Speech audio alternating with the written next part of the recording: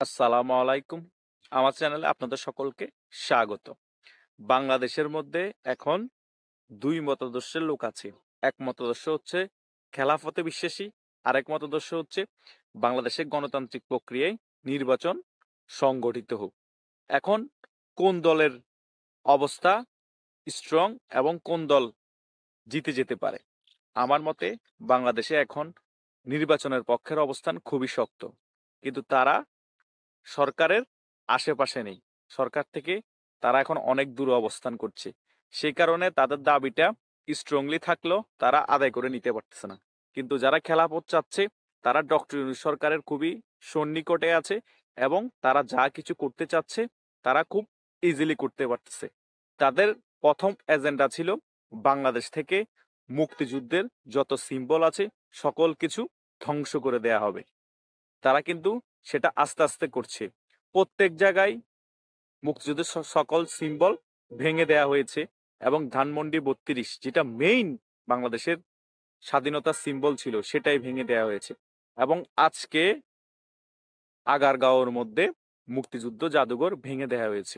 বাংলাদেশে এইরকম আরো অনেক মুক্তিযুদ্ধের জাদুঘর রয়েছে। সকল কিছু ওরা আস্তে আস্তে ভেঙে দিবে, হয়তো আগুন লাগিয়ে পুড়িয়ে দিবে।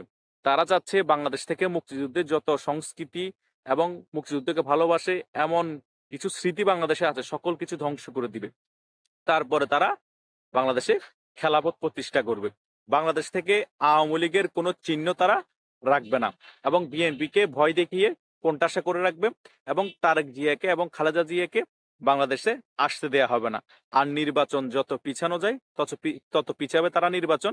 বাংলাদেশে নির্বাচন হয়ে গেলে তো তাদের খেলাফত প্রতিষ্ঠা হবে না এবং মাঝে মধ্যে হিজবুত তাহরিরকে পিছের থেকে শেল্টার দিয়ে তারা প্রোগ্রাম করাবে, জনগণকে এটা নরমালাইজ করাবে যে বাংলাদেশের মধ্যে ইসলাম যদি খেলাফত প্রতিষ্ঠা হয় তাহলে বাংলাদেশের মেয়েরা সেফ থাকবে। বাংলাদেশের প্রত্যেকটা সেক্টরে মানুষ খুব সুন্দরভাবে জীবনযাপন করতে পারবে এবং উন্নতি হবে। শিক্ষা খাত উন্নতি হবে এবং প্রশাসনিক খাত উন্নতি হবে। রাস্তাঘাটে মানুষ খুব নিরাপদভাবে চলাফেরা করতে পারবে। এখন বাংলাদেশের মধ্যে অতিরিক্ত হারে যে ধর্ষণ বেড়ে গিয়েছে, তারা এখন মানুষকে বোঝাতে চেষ্টা করবে যদি ইসলামের পথে বাংলাদেশ থাকতো তাহলে ধর্ষণের মেইন শাস্তি মৃত্যু হতো এবং গণসম্মুখে পাথর নিক্ষেপ করে তাদেরকে সাজা দেয়া হতো। এটার যদি প্রথা চালু হয়ে যায় তাহলে ধর্ষণ কমে যাবে এবং আরো অনেক কিছু ইসলামিক মাইন্ডেড ব্যাপারগুলা জনগণকে ঢুকানোর চেষ্টা করতেছে। আমাদের দেশে মানুষ মডারেট মুসলিম, মানে কট্টর মুসলিমের পরিমাণ খুবই কম। তারা সাধারণভাবে যেসব পালন করা দরকার একজন মুসলিমের সে সকল কিছু পালন করতেছে। কিন্তু যারা খেলাফতের বিশ্বাসী তারা কট্টর মুসলিম বানানোর চেষ্টা করতেছে। তাদের মাথায় ঢুকিয়ে দেওয়া হচ্ছে আমাদের দেশের মধ্যে মুসলিম প্রতিষ্ঠা করতে হবে, আমাদের খেলাফত প্রতিষ্ঠা করতে হবে। এখন ইয়ং জেনারেশনের মধ্যে এটা ঢুকিয়ে দেওয়া হচ্ছে। জেন জেড যেসব বলা হচ্ছে নাগরিক পার্টির সমন্বয়ক আরো অনেকজন, তাদেরকে এইসব ব্যাপারে অনেক মেকানিজম করে তাদের ব্রেনের মধ্যে ঢুকিয়ে দেওয়া হচ্ছে। অলরেডি হাসনাত আব্দুল্লাহ বিভিন্ন প্রোগ্রামে শরিক হচ্ছে, তাদের অনেক ছবি তার ভাইরাল হচ্ছে। তাই বাংলাদেশে এখন খেলাফত ডক্টর ইউনূস সরকারের শেল্টারে তারা অগ্রসর হচ্ছে। এইদিকে নির্বাচন চাওয়ার দলের মধ্যে এখন সবচেয়ে স্ট্রং অবস্থানে আছে বিএনপি। আওয়ামী লীগ তো নির্বাচন চাইবেই, কিন্তু আওয়ামী লীগ কোণঠাসা অবস্থা, আওয়ামী লীগের কথাই এখন ভ্যালু কম থাকবে, কিন্তু বিএনপির কথা ভ্যালু বেশি থাকবে। কিন্তু বিএনপির কথার ভ্যালু বেশি থাকলো, বিএনপি নির্বাচনের পক্ষে থাকলো, আরো কয়েকটা সমমনা দল নির্বাচনের পক্ষে থাকলো, ডক্টর ইউনূস সরকার তাদের কথায় গুরুত্ব দিচ্ছে না এবং নির্বাচন এখন দিবেন। কারণ নির্বাচন দিয়ে দিলে যারা খেলাফত চাচ্ছে তাদের ভ্যালু থাকবে না, তাদেরকে বিএনপি তেরপাল বানায় ফেলবে মেরে। এসব জাতীয় নাগরিক পার্টির যেসব দলের এখন ছাত্ররা আছে উল্টাপাল্টা কথা বলতেছে, ওই দলের আহ্বায়ক বলেন, যুগ্ম আহ্বায়ক, মুখ্য সমন্বয়ক, এগুলো তো ফ্রিজ হয়ে যাবে। এদেরকে তো আপনারা বিএনপি ক্ষমতা যদি আসে তাদেরকে ১-২ মাসের মধ্যে খুঁজে পাবেন না। কে হয়তো বিদেশ চলে গিয়েছে, কাউকে হয়তো বিএনপি মেরে লটকাই দিছে, অনেকজনের বডিরও খোঁজ পাবেন না। এই পরিস্থিতি হবে। আওয়ামী লীগের আসার কথা বাদ দিলাম, শুধু বিএনপির কথা বললাম। আওয়ামী লীগ তো কোনটা থাকবেই বিএনপির আমলে, সেটা অন্য বিষয়, কিন্তু এদের এই পরিস্থিতি হবে। এরা এই সকল কিছু বুঝতে পেরে নির্বাচন বানচাল করে রাখবে, দেশের মধ্যে অস্থিতিশীল অবস্থা চলতে থাকবে, মানে নির্বাচনের পরিবেশ থাকবে না বাংলাদেশে। আর জনগণও আর বলতে পারবে না এখন নির্বাচন দেয়, নির্বাচনে অনেক জনগণ চাচ্ছে নির্বাচন না হোক, বিএনপিও না আসুক। কারণ বিএনপি যে পরিমাণ চাঁদাবাজি লুটতরাজ করেছে, ওরাও যদি নির্বাচন দিয়ে ক্ষমতা চলে আসে দেশের অবস্থা সেম একই রকম চলতে থাকবে।